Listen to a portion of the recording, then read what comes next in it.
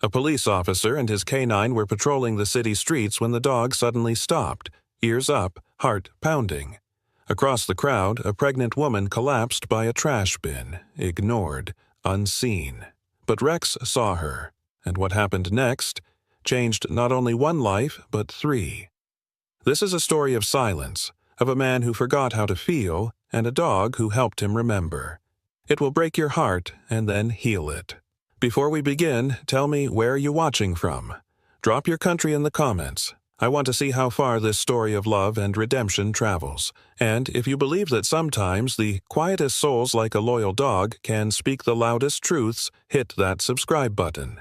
Because what you're about to hear just might change the way you see family. Chicago, in late October, wore its melancholy like a familiar coat. The afternoon sky was a dim gray, casting the city in a dull haze that blurred the steel and glass towers into soft silhouettes. The wind wasn't angry, not yet, but it whispered through the alleys and around traffic lights, restless and sharp. Downtown was its usual rhythm of hurried feet, blinking phones, honking horns, and people too busy to look up, too busy to notice much of anything at all. Officer Luke Morgan moved through it all with steady steps, one hand resting near the buckle of his duty belt, the other holding the black nylon leash of his partner. He was 35, tall, solidly built, and carried himself with the quiet poise of a man who had seen too much and said too little. His navy uniform fit like armor, crisp, unyielding, but his eyes, hazel with hints of green, told a different story. They held weight, as if every second he stood still might crack something inside. He had the jawline of a man once praised for his smile, but he hadn't smiled in a long time. Luke had been a husband once, and almost a father. Emily, his wife, had died during an emergency delivery that turned into a funeral. The silence that followed had never really left him. Since then, Luke had poured everything into service, into the routine of the badge, and into his partner.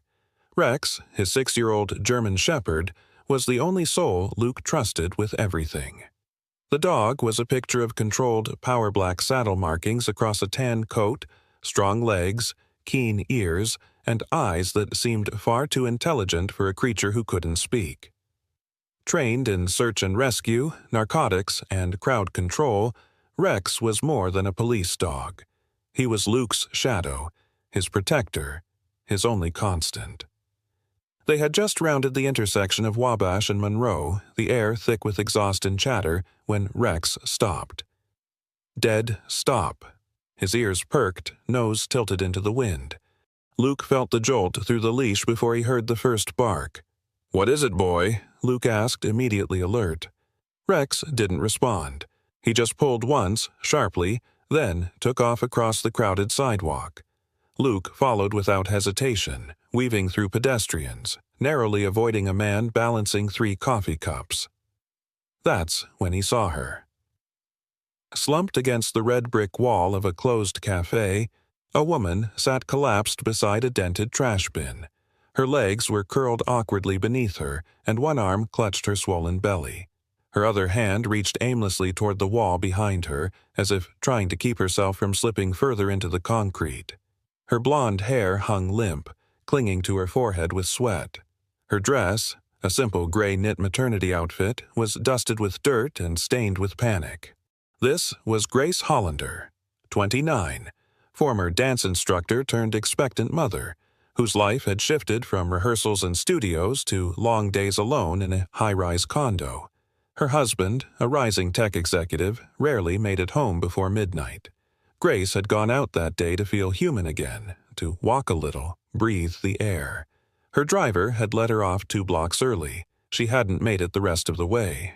Her vision blurred. She hadn't noticed the dog or the man running toward her. She barely registered the sudden presence kneeling beside her until a calm voice broke through the fog. "Ma'am, I'm Officer Morgan. You're safe. I'm here." Grace blinked slowly, eyes flickering open. Her lips trembled. "Baby. Hurts." Luke was already calling for backup, his voice clipped but firm into the radio. "Dispatch, this is Unit 27. I have a pregnant female down. Possible labor complications. Corner of Wabash and Monroe. Requesting immediate EMS." Rex stood guard, barking once sharp, commanding, drawing startled looks from the crowd.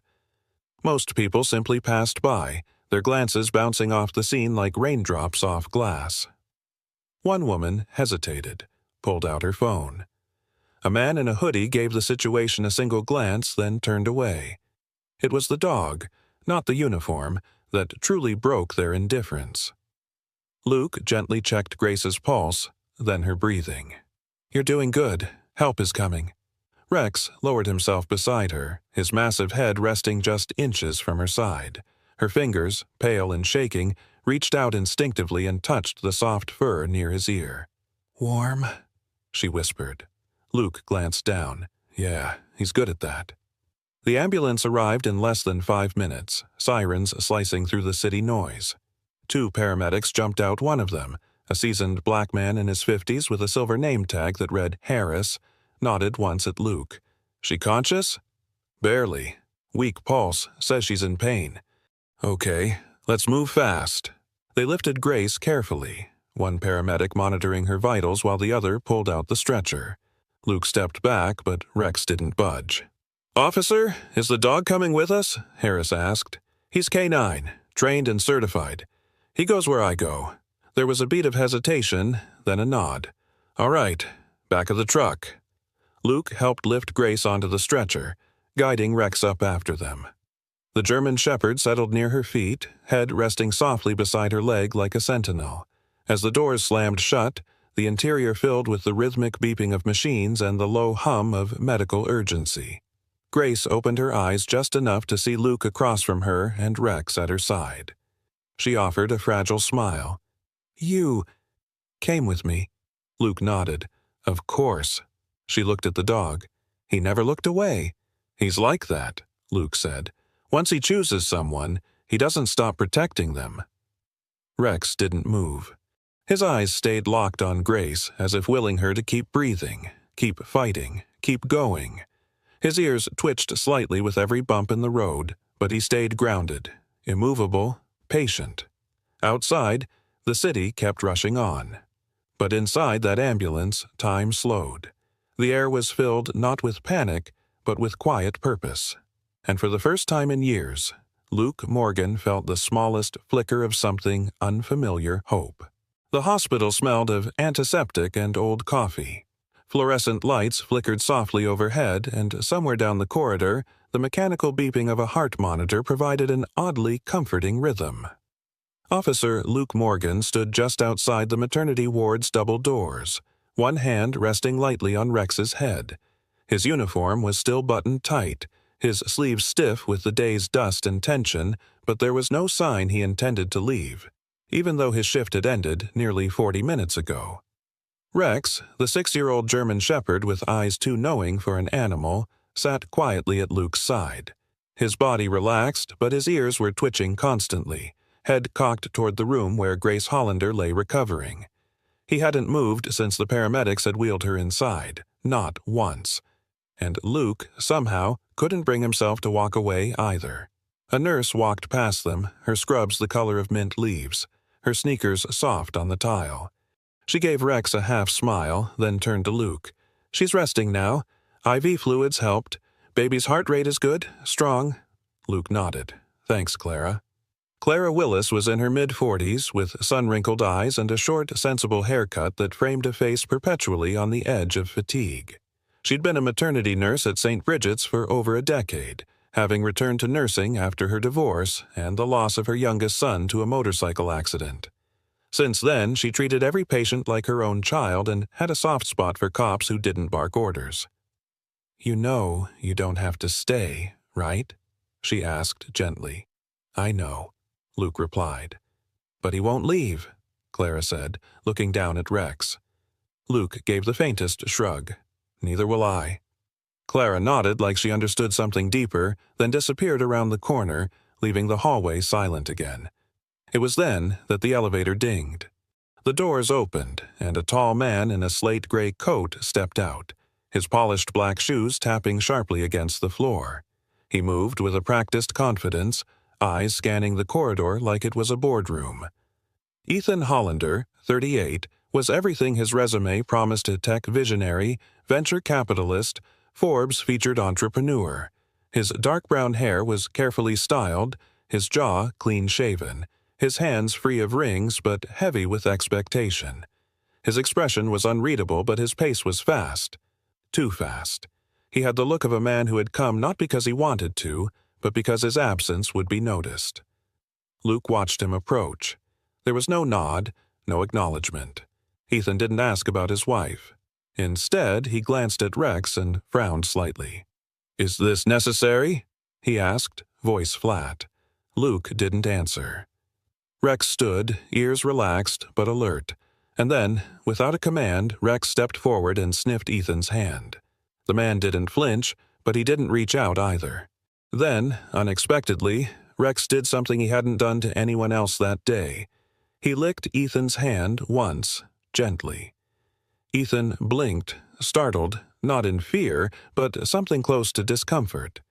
It had been a long time since someone had touched him with that kind of unfiltered trust. No agenda. No need. Luke spoke quietly. He doesn't do that to everyone. Ethan looked down at the dog, and for a brief moment, something broke in his face, a crease in the mask, but it vanished quickly. "I came as soon as I could," he said, already turning toward the door. "You're 3 hours late," Luke replied, his voice calm but edged. "She could have lost the baby." "I had meetings, international clients. I don't—" Ethan hesitated. "I didn't know it was that serious." Luke didn't argue. What was the point? The man wasn't looking for blame, he was looking for the fastest way out of a moment that made him feel anything. "I'll see her now," Ethan added, more out of obligation than desire. Luke stepped aside. Rex did too, but his eyes stayed on Ethan. Inside the room, Grace was still pale, her blonde hair spread across the pillow like sunlight trying to break through clouds. She opened her eyes slowly when Ethan walked in, but didn't smile. "You came," she said, voice hoarse. "Of course I did," Ethan answered. "You scared everyone." Grace didn't reply right away. She turned her head slightly and looked past him, toward the doorway where Luke and Rex still hovered. "He saved me," she murmured. "The officer, and his dog. They were the only ones who stopped." Ethan's jaw tightened. "That's their job." "No," she said, voice firming. "It was more than that." There was an awkward silence, stretched thin between the beeping monitors and the shallow rise and fall of her chest. Outside, Luke took a step back, sensing his presence wasn't needed anymore, but Rex didn't move. He sat just outside the doorway, eyes still locked on Ethan. "Come on, buddy," Luke whispered, tugging gently on the leash. Rex stayed where he was. It was only when Ethan turned to leave the room that Rex moved not away, but closer. He sat beside Ethan's leg and looked up at him, ears relaxed, tail still. Not demanding, just waiting. Ethan paused. He looked down at the dog, then back at Grace, who was now watching him closely. "You know," Ethan said finally, "I never had a dog growing up. My dad said they were a waste of money and time." Grace said nothing, but her hand moved slowly to her belly. Ethan looked down at Rex again. He just sat there. Luke stepped forward. "That's what they do. When you're ready to feel something, they're still there." Ethan didn't respond, but this time, when he walked past Rex, he reached down and gently touched the dog's head, just once, but it was enough. And Rex leaned into it. Luke and Rex walked away down the corridor, quiet once more, but with something different in the air, something slightly loosened. Not healed, not whole, but shifted. As they turned the corner, Clara reappeared with a fresh blanket in her arms. "Still here?" she asked, surprised. "Not for long," Luke said. But even as he said it, Rex looked back one last time toward the room where Grace lay, and where a man who was used to feeling nothing had just felt something real, maybe for the first time in years. The hallway of St. Bridget's maternity ward was bathed in pale blue light. It was nearly midnight, and most of the wing had settled into an uneasy calm.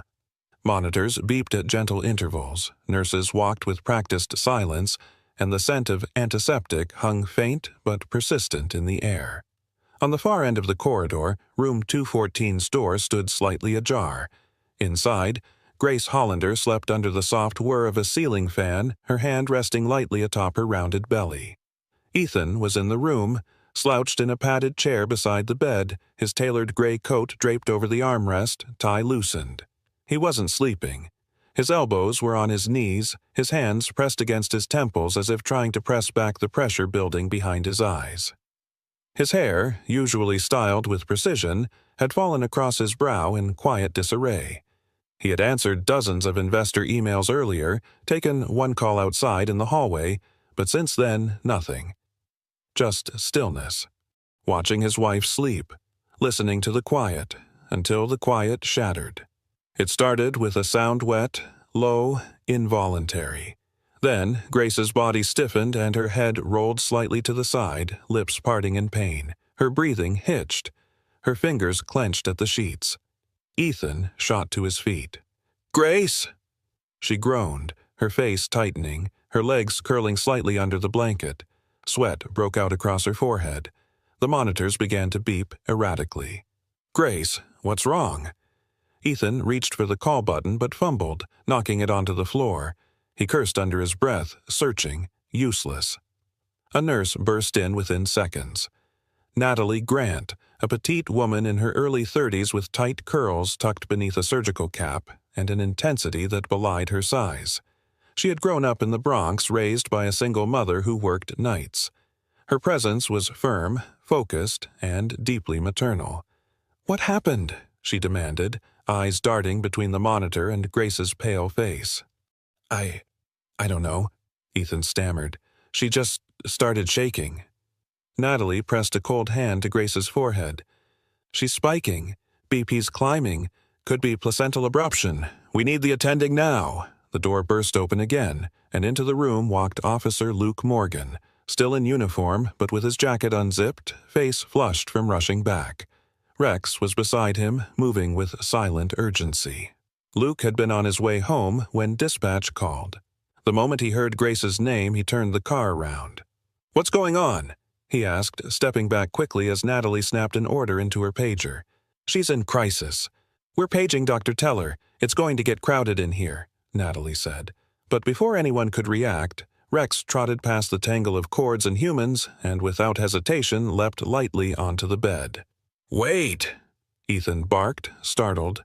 "Let him," Luke said firmly. Rex settled carefully beside Grace, his large frame pressing gently into her side. His chin rested near her arm, and he gave a soft, rhythmic whine. Quiet, steady, the kind of sound you'd never hear in a training manual, but born entirely of instinct. And then something strange happened. The beeping slowed, just slightly. Grace's breathing, though still shallow, steadied. Natalie blinked. "He's calming her." Luke nodded. "He knows what to do." Ethan stood there, motionless.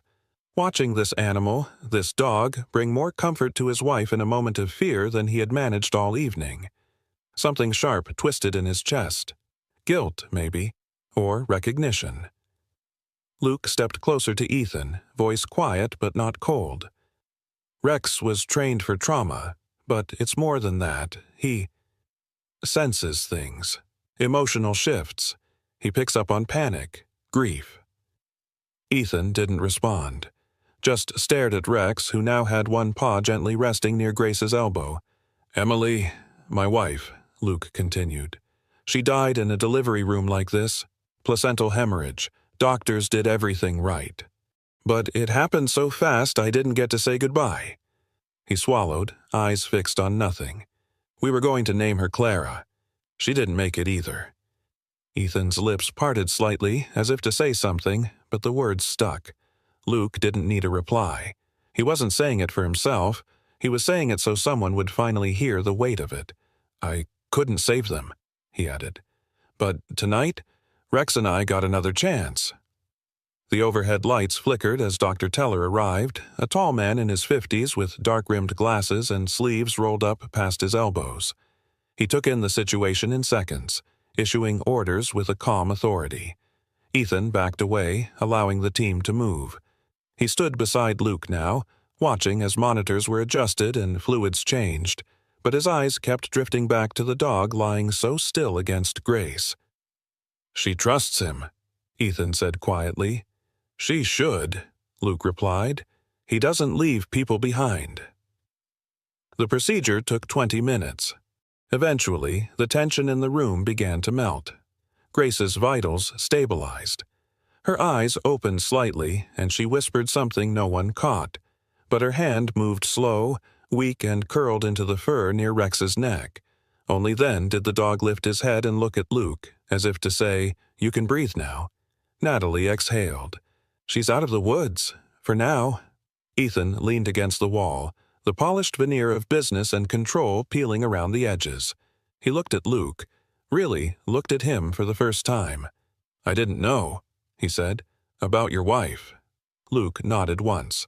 "You're not supposed to, but it changes how you see things." Ethan turned his eyes toward the bed. "I don't know what I'm doing. I thought providing was enough.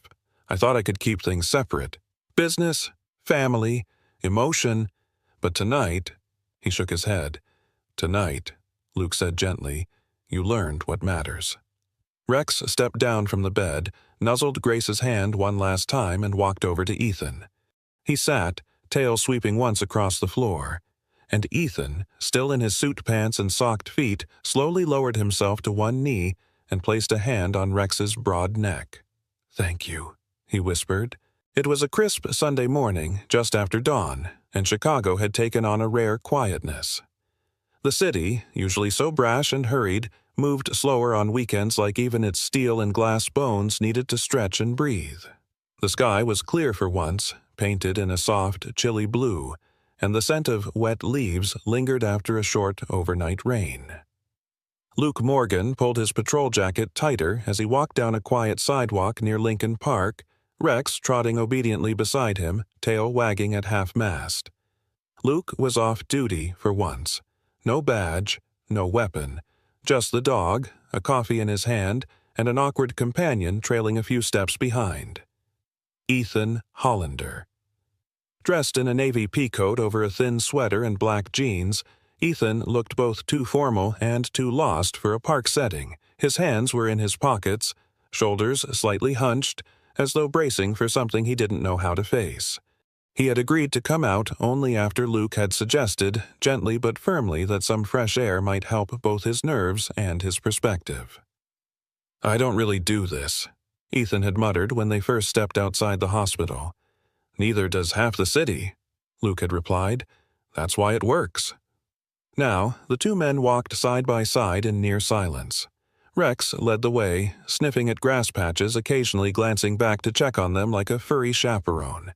The air was cool and smelled faintly of damp earth and distant pastries from a nearby cafe. A few early joggers passed them. One woman with copper braids tied into a high ponytail nodded at Luke as she ran past, earbuds bouncing in time with her stride. Another man on a bicycle gave Rex a wide berth. Luke broke the silence first. "He likes the park. Doesn't care much for squirrels, but he'll follow any scent he thinks matters." Ethan gave a soft grunt, eyes watching Rex's tail sway. They reached an open green lawn where a few families had begun to gather. Children's laughter rang through the cold air like bells. One boy chased a soccer ball while his father, a lanky man in a Chicago Cubs hoodie, called after him. A group of girls played near a bench, all bundled in puffy jackets and mittens, faces flushed from the cold. That's when Rex pulled slightly to the right, ears perking. He had spotted something. No, someone. A little girl, maybe 6 years old, was sitting cross-legged on a picnic blanket, her cheeks rosy and a knitted pink hat covering her short brown curls. She wore a purple tights under a denim dress and had a stuffed tiger cradled in her lap. Her eyes lit up the moment she saw Rex. "Doggy!" she squealed, jumping to her feet. Before Ethan or Luke could stop her, she ran straight toward them. Rex didn't flinch. Instead, he wagged his tail and lowered his body in welcome. The girl threw her arms around his neck with the trust only children seemed to possess. Her mother followed closely behind.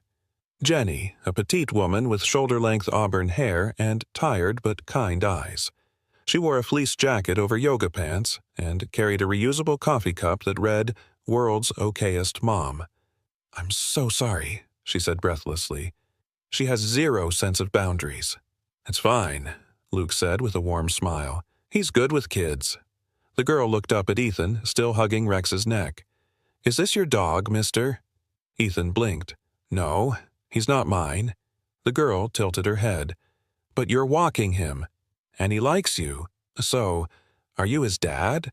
The question hit harder than expected. Ethan stared at her, lips parting, but no words coming out.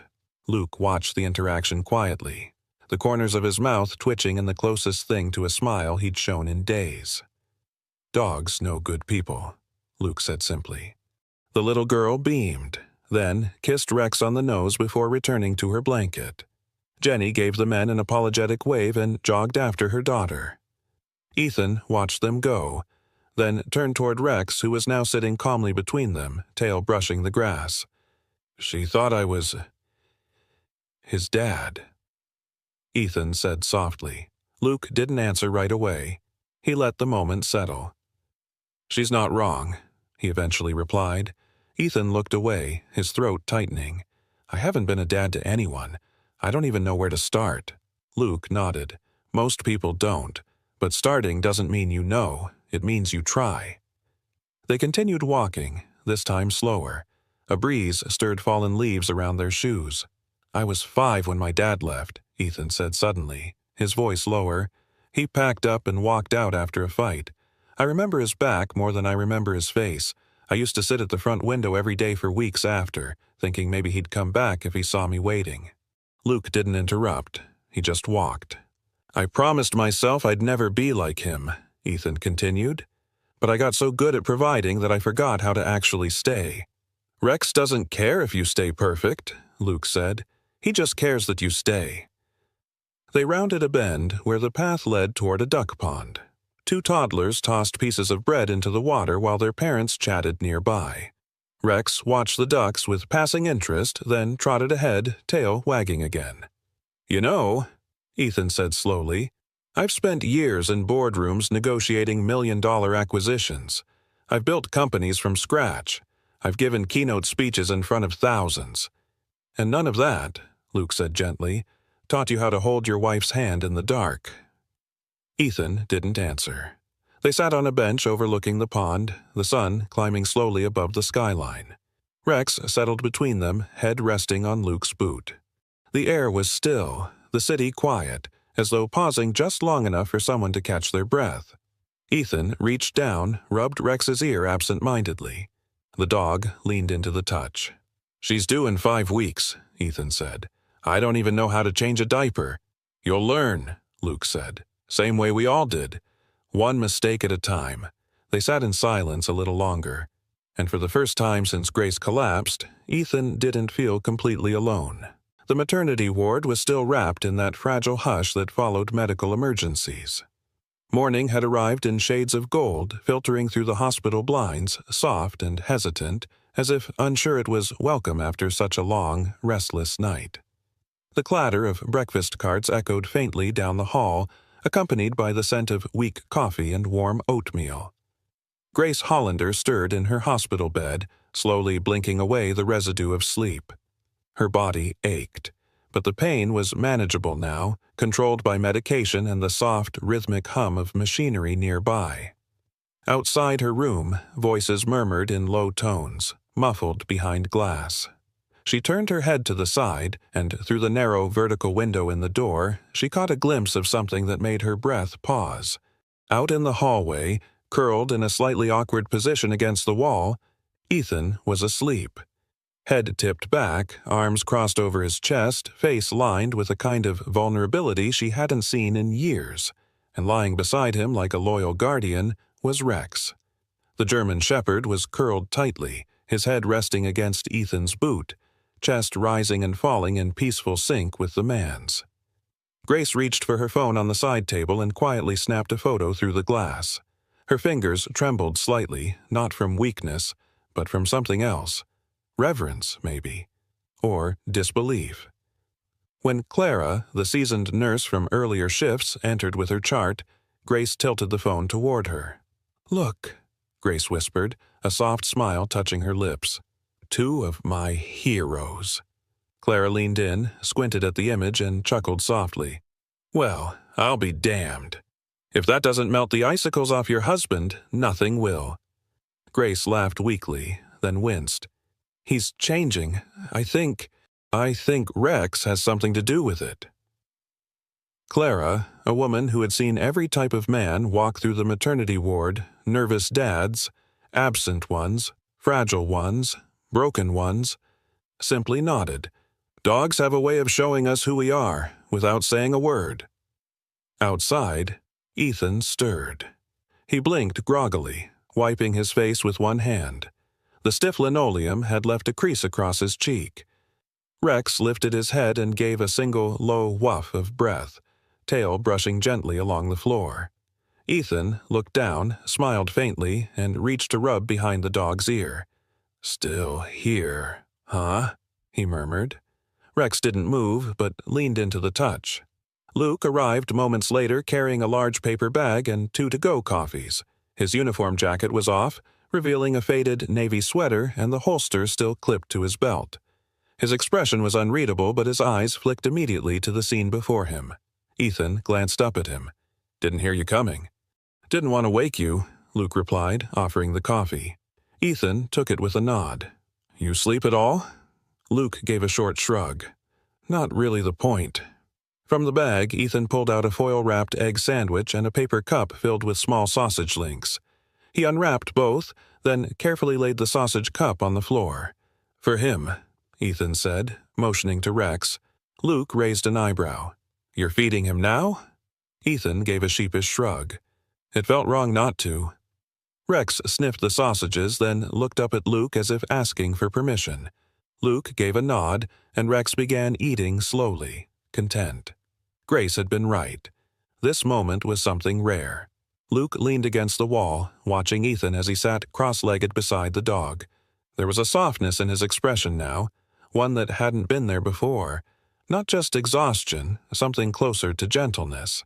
"You ever had a pet?" Luke asked. Ethan shook his head. "Not really. My dad hated animals. Said they were messy and expensive, waste of time."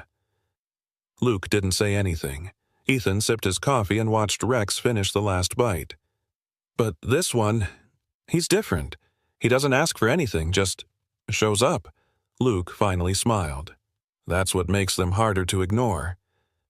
Inside the hospital room, Grace sat upright in bed, overhearing fragments through the open door. Her fingers brushed her belly in slow circles, and for the first time in weeks she felt something unfamiliar. Calm. Later that day, while doctors performed a routine ultrasound, Ethan remained in the hallway. Luke sat beside him, scrolling through something on his phone. A woman passed by, tall, olive-skinned, with curly dark hair pulled into a bun and a lanyard that read, "Volunteer Chaplain." She stopped, noticing the dog. "Is he a therapy animal?" she asked politely. "No," Luke answered. "He's a canine unit, off-duty." "He seems like both," she said, smiling at Rex before continuing down the corridor. Ethan watched her go, then turned to Luke. "Did you ever want to be a father?" Luke paused. It was a question that cut closer than most. "I was going to be," he said simply. "Once." Ethan nodded, silent for a long moment. "I'm scared I'll fail." "You will," Luke said. "We all do, but what matters is who's still there afterward." Ethan looked down at Rex again. The dog had finished eating, and now lay across both men's feet, eyes closed, ears still slightly twitching. Luke stood, stretching his back. "Grace should be out soon. I'll check in on her." Ethan nodded, but didn't move. Instead, he pulled out his phone, opened the camera roll, and stared at the photo Grace had texted him that morning. Him asleep in the hallway, Rex by his side. He stared at it longer than expected, saved it. Then, quietly, made it his lock screen. The sun had dipped behind the skyline, casting the city of Chicago in hues of deep amber and fading blue. From the hospital window in room 214, the evening looked peaceful. Cars moved slowly along distant streets, and the lights in the windows of surrounding buildings blinked on one by one, like stars struggling to shine in a man-made sky. Inside, the room was quiet, dimly lit by the overhead bulb on its lowest setting. Grace lay propped up with extra pillows, her face pale but glowing with a subtle softness that hadn't been there days earlier. Her hair had been brushed back and tied in a loose braid by one of the younger nurses, Nina, a tall, freckled redhead in her early 20s with a gentle touch and a nervous laugh. Grace had liked her immediately. Now, Rex was curled at the foot of Grace's hospital bed, his body perfectly still except for the occasional twitch of an ear or the gentle puff of his breath. His eyes, deep pools of golden brown, were half-lidded but constantly watching. He hadn't left Grace's side once since the night she nearly lost the baby. Ethan stood near the window, phone pressed to his ear, his silhouette outlined by the dusky light outside. He wore a gray crew-neck sweater and slacks more casual than usual, but his body was tense. The kind of tension that had lived in him so long, it had become muscle memory. "Yes, I understand," he said into the phone. "But I told you I wasn't available tonight." A pause. Then his voice lowered. "This is my wife. No, this is not negotiable." Grace glanced at him from her bed, her eyes tired but alert. Ethan hung up and rubbed the bridge of his nose with 2 fingers. "Emergency board meeting," he muttered, mostly to himself. Luke entered then, balancing a plastic tray with 2 paper cups of tea and a muffin. He was in his uniform again, his shift technically back on, but he moved slowly, with none of the rigidity of a man on duty. More like a friend bringing offerings of calm. "You're missing a hell of a sunset," he said quietly. Grace smiled weakly. "I've got the better view in here." Luke set the tray down on the side table. "Tea okay?" "Perfect," she said. "Thank you." Ethan paced near the window, glancing again at his phone, then at Grace, then at the door. "You should go," Grace said softly, though something in her voice fought the words. Ethan didn't answer. Rex stirred. The dog lifted his head slowly, stretched forward, and placed it gently on Grace's belly, letting out a slow exhale. It wasn't dramatic. It wasn't theatrical.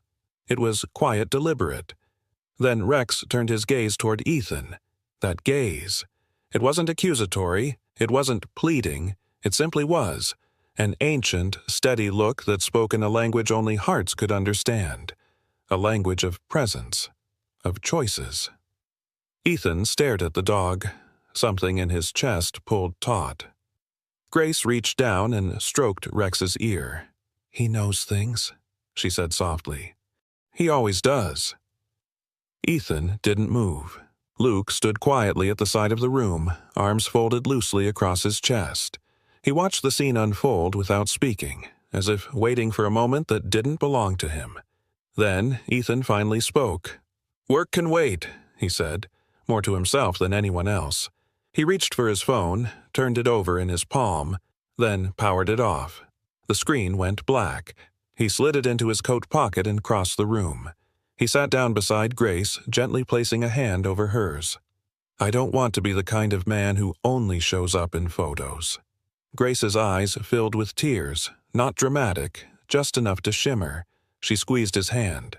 Luke smiled faintly, then stepped forward and placed a hand on Ethan's shoulder. It was a small gesture, brief, but it carried weight. For a man like Luke, who rarely touched and even more rarely allowed himself to feel, it meant something. Ethan glanced up, met Luke's eyes.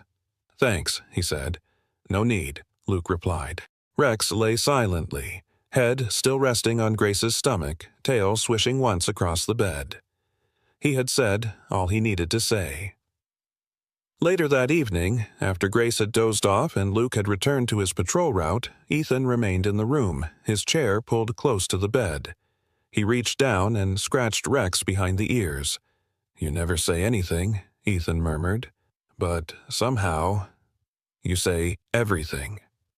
Rex thumped his tail once, then leaned his body into the touch, breathing calm and steady. The night went on. But something in Ethan had shifted like the soft creak of a long-closed door beginning to open. The hospital smelled different that morning, sharper, heavier, like a storm brewing not outside but within its walls. The sky beyond the windows was a pale, colorless gray, the kind that made everything beneath it feel like it was holding its breath. Nurses moved faster, lights flickered brighter. A shift had begun. Something sacred was close. Inside room 214, Grace Hollander gripped the bedrail with both hands. Her hair, once neatly braided, now clung to her damp forehead. Sweat had formed across her temples, and her breathing came in short, controlled gasps. Her lips trembled not from fear, but from pain she had expected, and yet, now that it was here, it still took everything in her to endure it. She was in labor. Beside her stood Ethan, no longer the sharply tailored tech mogul, but a man wearing yesterday's wrinkled sweater.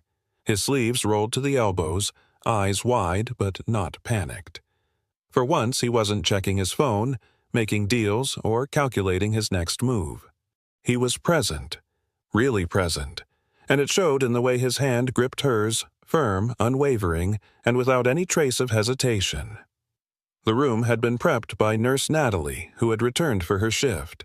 With her usual brisk energy, she adjusted the IV lines, moved monitors into place, and gave instructions with the confidence of someone who had done this 100 times but still cared like it was the first. Natalie glanced at Ethan. "You holding up, Dad?" He blinked. "Barely." She smirked. "That's normal. She's doing the hard part." Across the hall, Luke Morgan stood outside the delivery room, leaning against the beige-tiled wall with a stillness that only those accustomed to waiting could manage.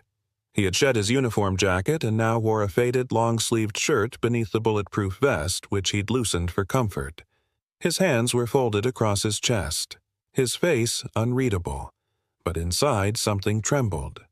At his feet, Rex sat with impeccable posture, ears alert, eyes locked on the closed door. The German Shepherd wasn't pacing or whining, he was waiting, and his body, though still, was a tension line ready to snap the moment something called for him. Luke looked down at him. "I know, buddy. I feel it too." The hallway was quiet but tense, filled with the occasional murmur of nurses and the rhythmic squeak of sneakers on polished tile. A young janitor Miguel, barely 20, lanky with a patchy beard and headphones tucked around his neck, pushed a mop bucket past and paused. "You guys okay?" he asked politely. Luke nodded. "She's delivering." Miguel smiled. "Hope the kid's got her lungs in his hair. Good combo." Luke chuckled just once and nodded his thanks. Miguel wheeled the mop away, whistling softly under his breath. Inside the delivery room, time no longer moved in minutes, but in contractions. Grace bore down with everything she had, her voice hoarse from gasps and grit. Ethan never let go of her hand. He whispered things he didn't know he remembered, words of encouragement, her favorite lullaby, the names they had circled and scribbled out for months. "Almost there," Natalie said, her voice softening. "Just one more push." And then it happened. A sharp cry, piercing and raw, split the air. The sound of new lungs claiming the world for the first time. The kind of sound that rewrote everything that came before it. The kind of sound that silenced grief and fear and history if only for a moment. Outside the door, Rex stood up. He didn't bark wildly. He didn't leap. He simply stood tall, looked at the door, and let out a single, short bark. A salute, a welcome, as if saying, "We hear you. You made it." Luke turned his face slightly toward the wall. He pressed the back of his hand to his mouth, blinked once, then again, and then the tears came. Silent, sudden, unstoppable. He hadn't cried when Emily died.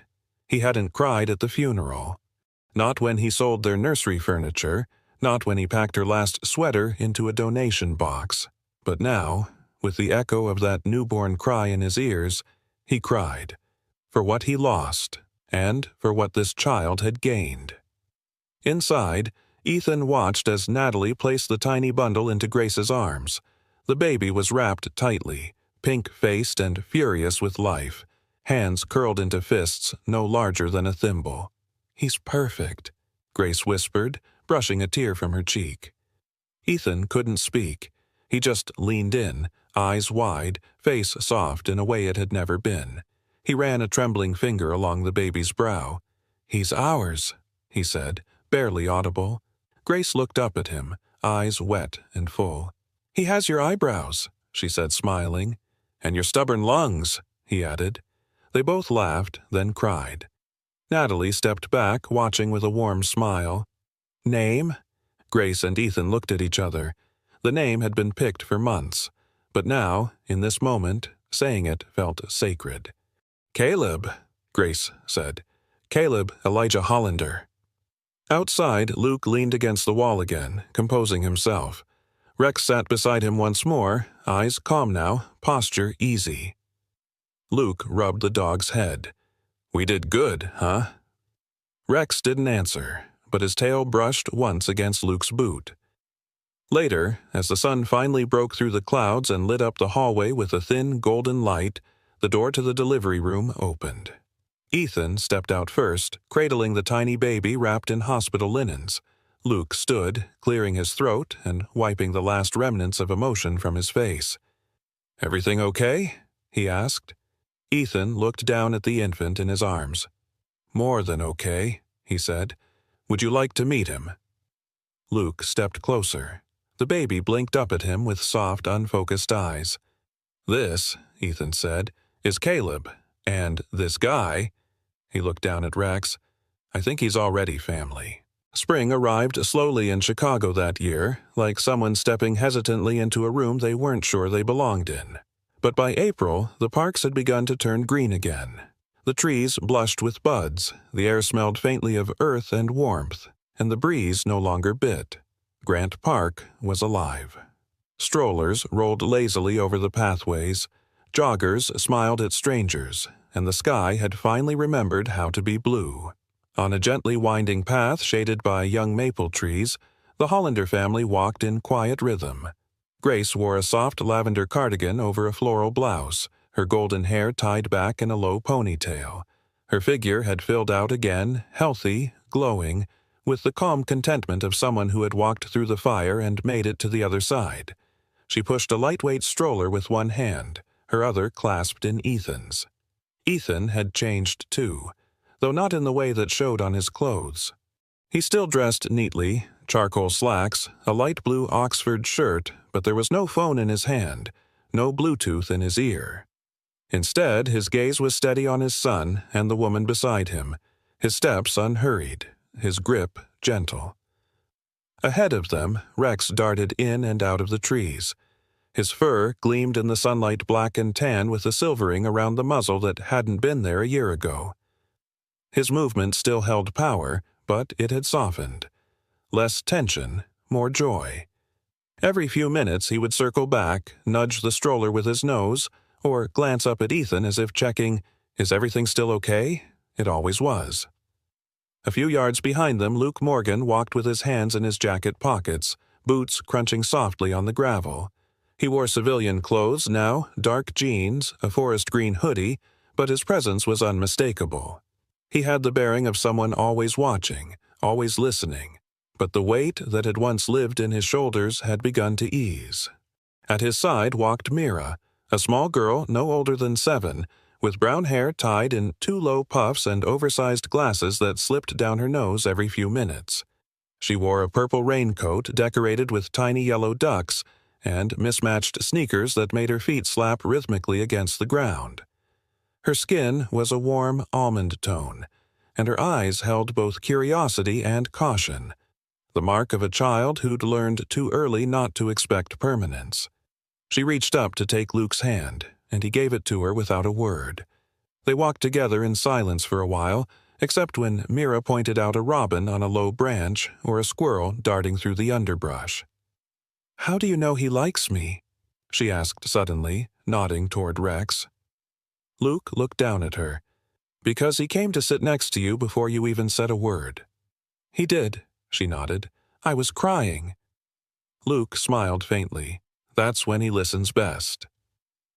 Mira didn't reply right away, then, quietly, "Nobody ever picked me before." "You weren't waiting for just anybody," Luke said. "You were waiting for him." It had happened just a month ago during one of Luke's visits to a community outreach shelter downtown. He had brought Rex along, partly for PR, partly for company. And in the middle of the visit, Rex had walked away from the circle of staff and volunteers and laid his head gently in the lap of a girl sitting alone by the window. She hadn't even looked up, just started crying softly, hand resting on his back. Luke had watched. He hadn't asked questions. He didn't need to. The adoption paperwork was finalized 2 weeks later. Now, as the group gathered near a shaded bench by the park fountain, Grace reached into the stroller and lifted out Caleb.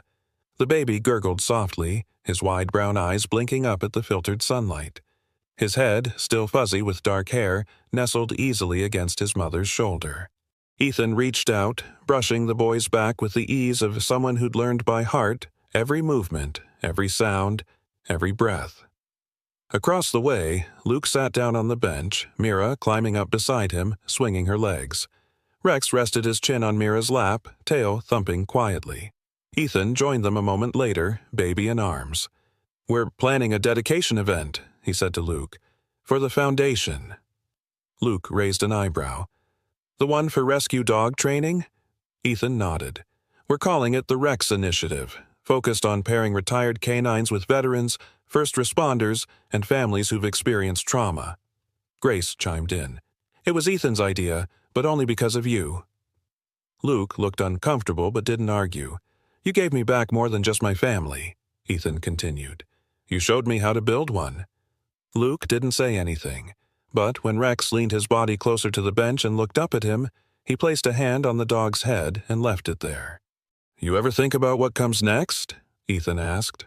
Luke glanced toward Mira, who was now feeding Rex pieces of apple from a plastic bag. "Every day," he said. "But I don't plan it anymore. I just follow his lead." Grace smiled, rocking Caleb gently. A jogger ran by, a young man with curly blonde hair and earbuds in. He glanced at the group at the dog, the baby, the girl, the 2 men, and the woman. Then kept running. The moment held steady, suspended between past and present. 4 adults, 1 child, 1 newborn, and a dog whose bark had once stopped the city. They weren't perfect. They weren't built the way stories usually are, but they were whole. And they were not alone. As the wind rustled through the branches and sunlight danced on Caleb's soft cheek, Rex sat up and let out a short bark, one of those deep, chesty sounds that held no alarm, just attention. Everyone turned toward him. He looked up at them, tail wagging, as if to say, "Yes, this is it. This is the family now." Sometimes, miracles don't come with thunder or bright light. Sometimes they walk on 4 legs, with soft eyes and a quiet bark that shakes something deep inside us. In this story, Rex wasn't just a dog, he was a messenger of grace, a bridge between broken hearts, and a silent hand guiding 3 lost souls toward each other. Through Rex, we're reminded that healing often comes not with loud declarations, but through small acts of loyalty, quiet presence, and the courage to stay. Ethan found his way back to his family. Grace found safety, and Luke found redemption. Not through force, but through a dog's unwavering faithfulness. Maybe you're going through a hard season. Maybe you're feeling distant from the people you love or questioning your purpose. Just know this. Even when life is silent and the world seems to pass you by, God still works through the unnoticed, the quiet, the faithful. Sometimes He sends you a person. Sometimes He sends you a dog. But He always shows up right on time. If this story touched your heart, please share it with someone who needs hope today. Comment below where you're watching from and write Amen if you believe that love, family, and second chances are gifts from God. Don't forget to like, subscribe, and stay with us for more stories that remind you you're never alone. May God bless you, and may every lost soul find their way home. The storm rolled in like it had a score to settle. Trees bent, thunder cracked, and the air tasted like metal. Emily hadn't been back here in years, not since her father's funeral. The house was still as broken as she remembered. Peeling paint, shattered windows, and silence that pressed against her chest like grief that never left. She didn't plan on staying long. just to grab the last of the things from the shed, then vanish again into the quiet life she'd built with her own hands. But fate doesn't care about plans. Not when it has something buried. A sound cut through the storm, raw, primal. Not a whimper, not a bark. A scream, choked with agony and years of waiting. Her breath caught. She froze. Then it came again, from deep in the woods behind the house. Curiosity wasn't a choice. It was a pull, as if something called her soul before her ears. She pushed through branches, shoes sliding in mud, rain slicing through her coat. Then she saw it. A well, old, cracked, forgotten, covered with moss and rusted iron bars that had been pried open. She stepped closer, peered in, eyes, golden, glassy eyes looking up at her from the darkness. Not pleading, not afraid, just waiting. Her voice cracked as she called down, but the animal didn't move. A German shepherd, bones pressing against skin, fur clumped with blood and mud. It was a miracle he was alive at all.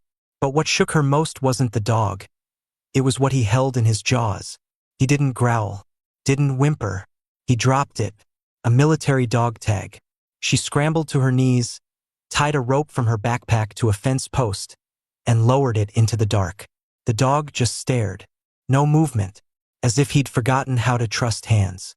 Rain poured harder. She whispered promises. Slowly, shakily, the dog rose.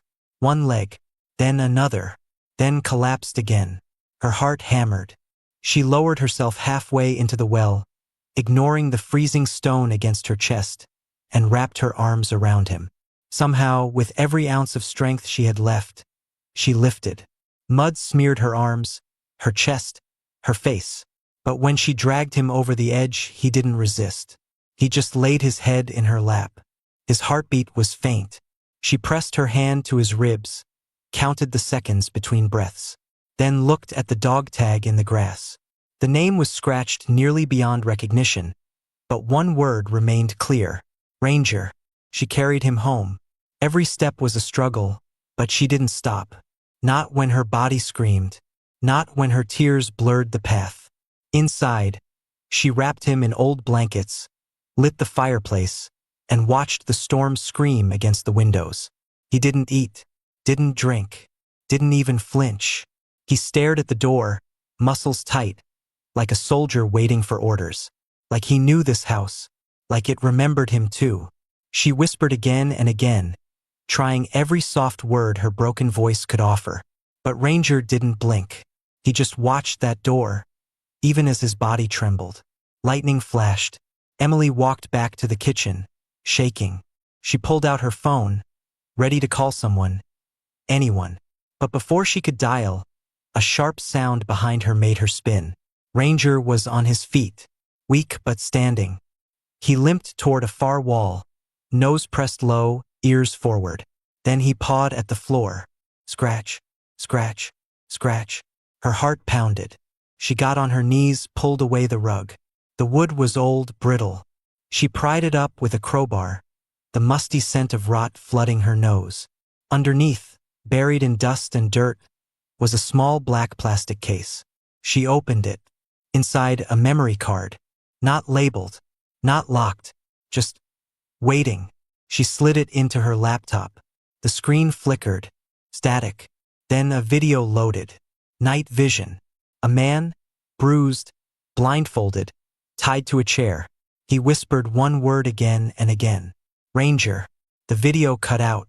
Emily's fingers trembled. Then her phone rang. Unknown number. She answered. A man's voice. Cold. Clipped. Almost metallic. You shouldn't have done that. Then silence. Emily didn't sleep that night. Not because of the storm outside, but because of the storm now roaring inside her chest. She stared at the blank screen, fingers hovering over the memory card. That man, who was he? Why did he know Ranger's name? And who was behind that voice on the phone? Ranger hadn't moved. He was curled by the fireplace, still not eating, eyes wide open, tracking every shadow like they were ghosts he remembered. At sunrise, Emily tried again. Soft eggs, ground chicken, warm broth. He ignored it all. But when she sat beside him and whispered his name, He turned his head, just slightly, and stared through her, as if trying to recognize something he'd lost. Hours passed. Rain slowed, but Emily couldn't sit still. She had to know. She opened her laptop again and uploaded a snippet of the footage to an old military dog handler forum her ex-fiancé used to browse. She didn't say much, just posted the video and asked one question. Does anyone know this man? She hit send. 15 minutes later, her phone lit up again. Unknown number. This time she didn't answer, but the voicemail came in seconds later. Delete the footage, or lose everything. She dropped the phone. Her hands shook as she looked toward Ranger. That's when she noticed something strange. He had risen again, slow and deliberate, and stood in the center of the living room, staring at the ground. No, not the ground. The floorboard. The same one he'd scratched at yesterday. She pulled the rug back again. The crowbar clinked against wood. And this time she didn't stop at one plank. Beneath the dust and nails, she found a compartment. Shallow, hidden, inside another case. But this one wasn't plastic. It was steel, locked, heavy. She pried it open. Inside, a small camera, broken and scorched. Dog tags, a blood-stained bandana, and a photo, folded. She unfolded it slowly. For men, military uniforms, and one German shepherd, younger, prouder, standing tall beside them. Ranger. But Emily's stomach turned to ice. One of the men standing in the back was her father. She stumbled back, the photo still in hand. Ranger stepped closer, watching her reaction. Her father, decorated war vet, farmer, a quiet man with a deep laugh and no words for what haunted him. But why was his face in this picture? She flipped the photo over. Scribbled on the back, Operation Blackridge, no witnesses. Her laptop pinged again. A reply. The man in the video had a name. Sergeant Aaron Blake. Declared missing in action 3 years ago. No remains. No answers. Just gone. Emily scrolled further. Blake had submitted several reports before his disappearance, alleging animal mistreatment, illegal behavior inside the tactical K-9 unit, and psychological torture training on dogs deemed too human to break. No one listened. He vanished days later. And now Ranger, his dog, was in her house, half dead, refusing to eat, carrying his ghost in his eyes. The wind picked up again. A knock, not at the front door, at the side. Sharp, intentional. She froze, then peeked through the curtain. A man in a black jacket stood under the porch light. No expression, no movement. She backed away, grabbed her father's old hunting knife from the drawer. Her breath shallow. But when she turned around, Ranger was already there, standing between her and the door, silent, eyes locked. The knocking stopped, then footsteps, slow, deliberate, circling the house. Her phone buzzed again. You have no idea what that dog was trained to do. She locked the doors, windows, drew the curtains. But Ranger didn't look afraid. He looked ready. She lay on the floor that night, one hand on the knife, the other gripping Ranger's collar. And sometime before dawn, just as her eyes gave way to exhaustion, she heard it. A whine, barely audible. She opened her eyes. Ranger was gone. The front door was cracked open, and muddy footprints led out into the woods. Emily didn't wait for logic. She grabbed a flashlight, pulled on her boots, and followed the footprints into the dark woods. The air was thick with fog, trees leaning in like they were trying to listen. Each step deeper was colder, quieter. The world felt distant, hollow. The trail was erratic, circling, pausing, doubling back. Ranger wasn't running. He was leading, guiding her somewhere he already knew, somewhere he'd been. Branches snapped beneath her feet. Her breath caught when she heard a low growl ahead. Not hostile, but warning. She raised the flashlight. Ranger stood at the edge of an old barn, half collapsed, strangled by vines and time. His eyes met hers. He turned and walked inside. Emily hesitated, but her legs moved anyway. She stepped through the rotted doorway. The air stank of rust and something older, something that didn't belong in the air anymore. The barn was empty, almost. Just dust, shadows, and silence. Then Ranger barked once. Sharp, urgent. He pawed at a section of dirt near the far wall, digging furiously, tail rigid, head low. She ran over and helped, hands clawing through packed earth until her nails cracked. Her fingers hit metal. She scraped harder and unearthed a square trapdoor. Locked, rusted, reinforced. There was no key. But behind a loose plank in the barn's frame, Emily found a crowbar wrapped in oily cloth. She wedged it under the edge and heaved. The lock snapped. The hatch groaned open. Below was a narrow stairwell carved into concrete. Each step echoed like it had never been meant to carry the living again. She descended. The walls were damp, stained with years of secrets. Then, she reached the room. It wasn't a basement. It was a cage. Chains still bolted to the walls. Scratches in the cement. Teeth marks. A rusted dog bowl turned over in the corner. A wall covered in tally marks, dozens, maybe hundreds. Ranger stepped inside and whimpered, then growled. Emily turned on her phone flashlight and caught the glint of something tucked in the corner.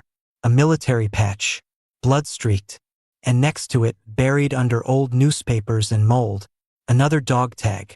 She lifted it with trembling fingers. Her father's name was on it.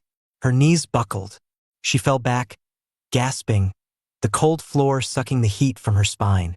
Her father, a man she trusted, a man she cried for, a man who'd spent years telling her nothing about his past. Ranger walked toward her, laid his head against her lap. His body trembled, but his eyes were still. He wasn't seeking comfort. He was giving it. Emily wiped her face and stood. She took pictures of everything, the room, the chains, the dog tag. Proof. Her phone buzzed. This time, a text. Stop digging. A second later, another message. You think this ends with you? She turned off the light and climbed out of the bunker, sealing it shut. She didn't speak. Neither did Ranger. But their silence wasn't empty. It was planning. Back at the cabin, she searched her father's closet.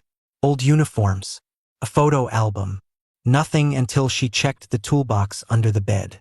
Inside, documents, weathered and sealed in plastic. Contracts with an unfamiliar logo. Black Ridge Defense.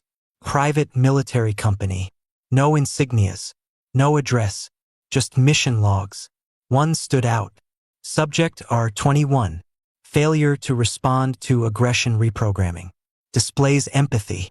Orders. Terminate. Her hands trembled as she traced the code. R21. Ranger. He wasn't just a dog. He was their experiment. And her father had known. A car engine roared outside. She raced to the window. A black SUV parked by the gate. Two figures stepped out. Dark clothes. No lights. No sound. Ranger growled low and deep. Emily grabbed the memory card, stuffed it and the photo into her coat, and motioned to Ranger. They slipped out the back into the trees. She didn't know where they were going. Only that staying meant never getting out again. Behind them, her cabin lit up, windows shattering, flames curling into the sky like the past finally catching fire. Ranger didn't look back. Neither did she. The road stretched out like a scar under the moonlight, winding through trees that whispered things Emily didn't want to hear. She kept one hand on the wheel and the other near her coat pocket, where the memory card and the photo pressed against her skin like a heartbeat. Ranger sat beside her in the passenger seat, head low, ears twitching at every crackle in the woods. They hadn't spoken since the fire. There was nothing to say. Her home was ash. Her father was a ghost. And the people hunting them weren't going to stop. She pulled into an old storage lot 2 towns over. Inside one of the rusted units was her father's backup generator, a stash of fuel, and a beat-up laptop he used when he didn't want anyone watching. She powered it on. Ranger circled the room twice, then sat with his back to her, guarding the door. She plugged in the memory card again, clicked through corrupted files, until one folder opened clean. Dozens of surveillance clips, training sessions, meetings without names or dates. One video stood out. It showed her father standing over Ranger in a dark room. Ranger was chained, bleeding, and behind her father stood the man from the photo, Sergeant Aaron Blake. But he wasn't giving orders. He was tied to a chair. Emily leaned closer. Blake was whispering, voice hoarse. They're testing them.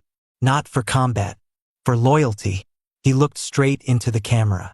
They're turning dogs into weapons to use on soldiers who ask questions. Ranger tried to protect me. That's why they buried him. The screen went black. She sat frozen. Every breath harder than the last. Ranger had been punished not for failure, but for compassion. For refusing to hurt the man he'd bonded with. Outside, a car door slammed. Emily jumped to her feet. Ranger was already growling. A man stood at the entrance, hands up, face hidden in the shadows. He spoke slowly. You don't know who I am, but I worked with your father. We weren't all like him. Emily didn't lower the weapon she'd grabbed. Her voice cracked. Then what were you? The man stepped closer. He looked tired, hollowed out. Your father was forced in. They used his war record against him. He tried to stop it. He died because of it. That stopped her. What do you mean, died? The fire, the SUV, they weren't cleaning up your mess. They were erasing his. He handed her a flash drive. This is everything. Names. Locations. Ranger's full file. Then he turned and walked away. Ranger didn't move until the car vanished down the road. Emily plugged in the drive. The files were encrypted. But one folder opened. A live GPS tracker. A red blinking dot. She zoomed in. Coordinates to an underground site in the mountains. Black Ridge's last known field lab. She looked at Ranger. His ears perked. His eyes locked onto hers. He was ready. She packed what little gear she had left. Flashlights. Batteries. Her father's knife. They drove in silence, winding through old highways, past empty gas stations and forgotten signs. The sky above them stretched black and endless. At sunrise, they reached the mountain. Emily checked the map. The entrance was half a mile through dense trees and fog. They walked slow, careful. Every twig snap echoed too loud. Then they saw it. A metal door set into the ground. No guards. No lights. Just earth swallowing secrets. She keyed in the access code left in one of the files. The door opened with a hiss. Inside was darkness, stale air, and rows of empty cages. Ranger froze. His tail dropped. His body went rigid. Emily followed his eyes to the far end of the corridor. A sealed glass room. Someone was inside. Slumped. Barely moving. She ran. The door opened with a groan. Dust exploded into her lungs. She dropped to her knees beside the figure. Aaron Blake. Alive. Bruised. Starved. Eyes fluttering open like he hadn't seen light in years. He whispered one word. Ranger. The dog stepped forward, trembling. Aaron reached out a hand, and Ranger collapsed into him, whimpering. Not pain. Recognition. The room trembled. Lights flickered. A voice over the intercom. Facility breach detected. Initiating containment protocol. Emily turned to run. Behind them, the metal door slammed shut. The sirens wailed like the building itself was screaming. Red lights spun along the ceiling as the walls began to hum with electricity. Emily yanked Aaron's arm over her shoulder, but he could barely stand. His breath rattled. His skin was ice. Ranger circled them. Tense, ears pinned back, every muscle coiled. He wasn't afraid. He was calculating. Every sound, every vibration. He was reading the building like it was alive. The intercom crackled again. Containment level 2. All exits locked. Security inbound. Emily dragged Aaron into the hallway. Boots slipping on the tile slick with condensation and blood that never dried. They passed more cages, some open, some sealed. Inside, broken crates, chewed collars, empty syringes. This wasn't just a lab. It was a graveyard. They turned a corner and came face to face with a wall of monitors. Surveillance footage from different angles. Corridors. Isolation chambers. Testing rooms. One screen froze Emily in place. It showed her, in the barn, pulling Ranger from the well. They had been watching her for weeks, maybe longer. A sound behind her made her spin. A man stood in the control room doorway. Lab coat. Eyes dead. Pistol in his hand. I warned you, he said. You should have left the past buried. Ranger didn't bark. He launched. The man fired once, missed. Ranger hit his chest like a bullet.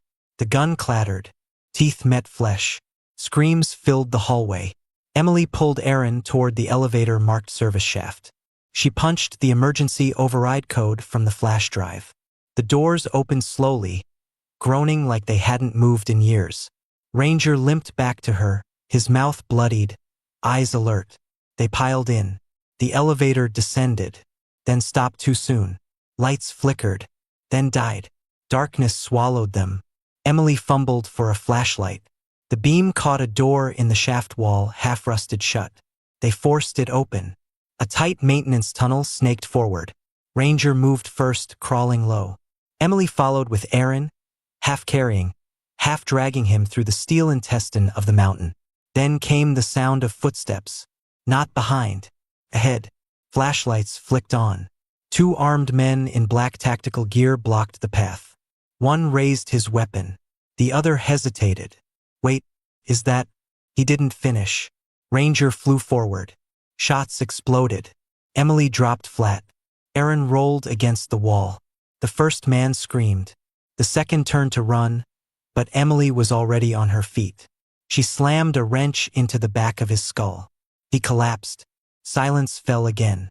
Ranger limped back, blood on his fur. His chest heaved, but he stood tall. Emily grabbed one of the men's radios. We found them, a voice said on the other end. Room B3. Prepare to seal. She pressed the talk button. They're not in B3. They're dead. Then she smashed the radio. They moved faster now. No time to be careful. Ranger led them through a side tunnel that opened into a dim loading dock. A door stood ajar. Night air. Freedom. She helped Aaron into the back of a supply truck. Ranger jumped in after him. Emily climbed into the driver's seat, hotwired the ignition, and peeled out. Behind them, alarms still howled. But the lab grew smaller in the rearview mirror. Just a wound closing in the dark. They didn't speak for a long time. Not until the mountains disappeared behind trees and the first sign of town lights glowed on the horizon. Aaron whispered, voice dry as sand. You saved him. Emily glanced back at Ranger. He saved me first. Aaron reached into his coat, pulled out a USB key. It was hidden in his belt all this time. Everything's on this. They'll bury it.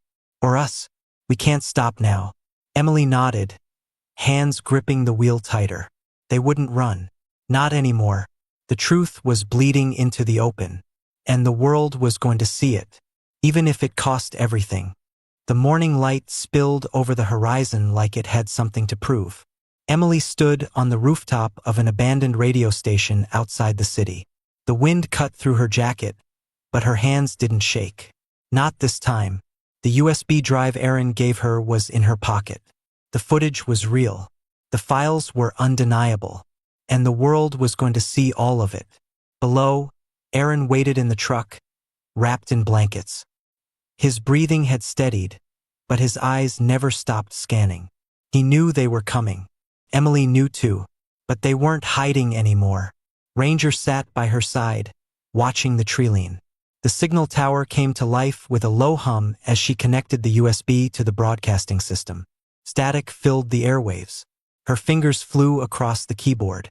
She uploaded everything: video files, documents, photos, voice logs, names, dates, coordinates. The screen blinked. Upload complete.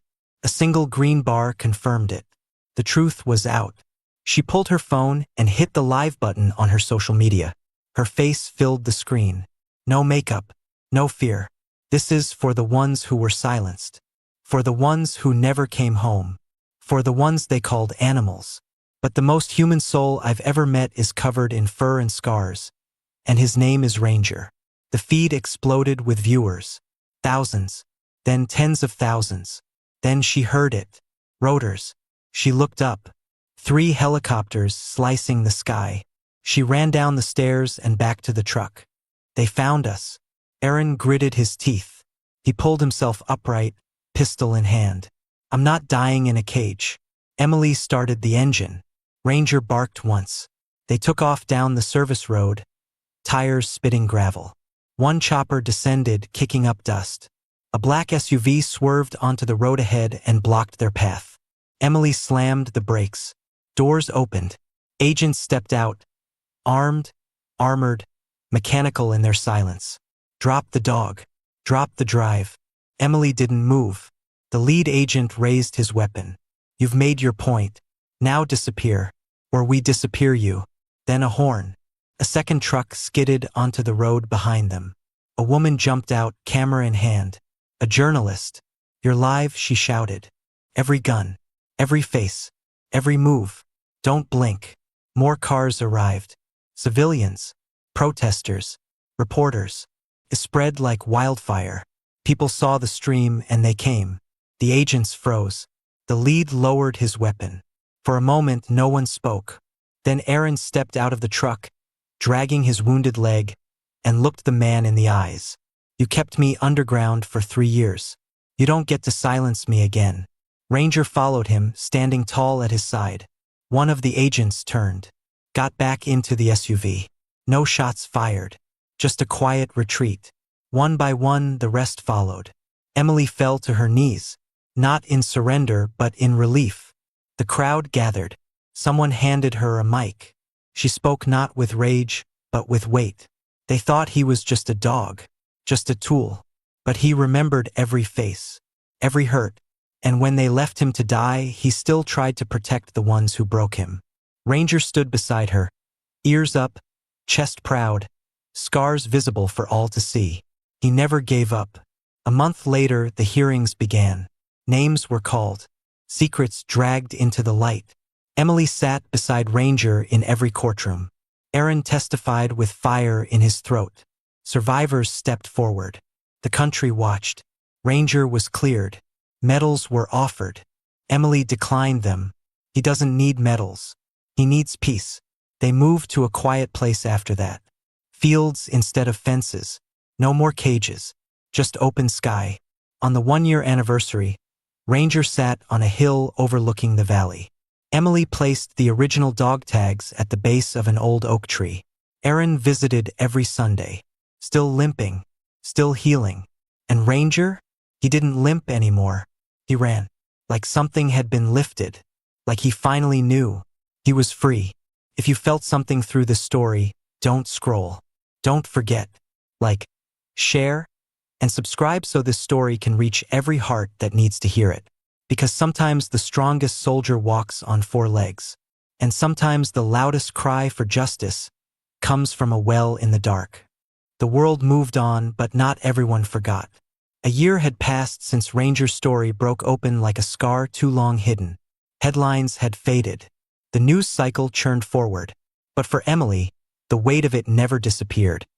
It only grew quieter, like a heartbeat you can still feel in a room long after someone's gone. She spent most days walking the ridge behind the cabin they'd rebuilt. Not the one that burned. This one stood taller. Not because of its walls, but because of who had lived to stand within them. Ranger ran freely now, no leash, no hesitation. He would disappear into the trees and return with the wind in his fur and pride in his eyes. But every now and then, he'd stop beside that old oak tree, the one with the tags buried at its base. And he'd just sit, like he was still listening. Emily had begun to write again. Not stories, but truth. Articles. Reports. Her inbox was full of messages from former handlers, whistleblowers, survivors. People who hadn't spoken until they saw Ranger's eyes and realized they weren't alone. One morning, she received a letter. Handwritten. No return address. They tried to break him. Instead, he broke them. Thank you for showing the world what they did to us. You gave us back our voices. Inside was a folded photo. It showed another German shepherd, young, scarred, but standing tall in front of a shelter. On the back, R17, still waiting. Emily stared at it for a long time. That evening, she told Ranger they were going on a drive. They reached the shelter at nightfall. The place was quiet, tucked behind a chain-link fence and peeling signage. Inside, a man met her with tired eyes and a clipboard. When she mentioned the name, he didn't ask questions. He just led her down a hallway of cages. R-17 was curled in the corner. Smaller than Ranger, but the same fire burned in his gaze. When he saw her, he didn't move. But when Ranger stepped forward and let out a low, soft bark, something changed. The dog stood. No tail wag. No sound. Just a slow step toward the gate like he was remembering how. Emily opened the door. R-17 walked past her and stopped in front of Ranger. The two stared at each other for a long, quiet moment. Then Ranger nudged him once. That was enough. They drove home in silence. The stars were out. The road was long. But in the back seat, R-17 laid his head across Ranger's shoulder and didn't move. Back at the cabin, Emily left the porch light on. Aaron was already there. His cane leaned against the step, his jacket dusted with travel. He looked at the new arrival and smiled, slow and tired. Another survivor? Emily nodded. Aaron reached out, hand steady, and the new dog let him touch his head. They sat together in the quiet, 3 humans, 2 ghosts wrapped in fur, and the wind whispering through the trees like a promise. The next morning, the sun rose red. Emily woke early and walked out to the field. Ranger was already there, sitting beside R-17. Both stared toward the treeline. A deer watched them from a distance. No one moved. She whispered thank you into the wind, not knowing who she was saying it to. Maybe to the men who didn't stay silent. Maybe to her father who'd tried too late. Maybe to Ranger for surviving long enough to teach the world what loyalty truly looked like. Later that week, they held a memorial. Not for the fallen soldiers. Not for the names carved into stone. But for the ones who were never given names at all. Just numbers. R05, R08, R14, R21. Emily read their stories one by one. She didn't cry. She didn't have to. The crowd did. Afterward, people lit candles, laid down collars and photos, whispered prayers into the soil. Ranger stood beside her, proud and still. And when the last name was read, when the final silence filled the air, he lifted his head and howled, not in grief, but in remembrance. And the sound that followed wasn't pain. It was legacy. If this story stirred something inside you, if Ranger's journey changed the way you see loyalty, truth, and second chances, like, share, and subscribe, because there are more out there waiting, and silence has never saved them.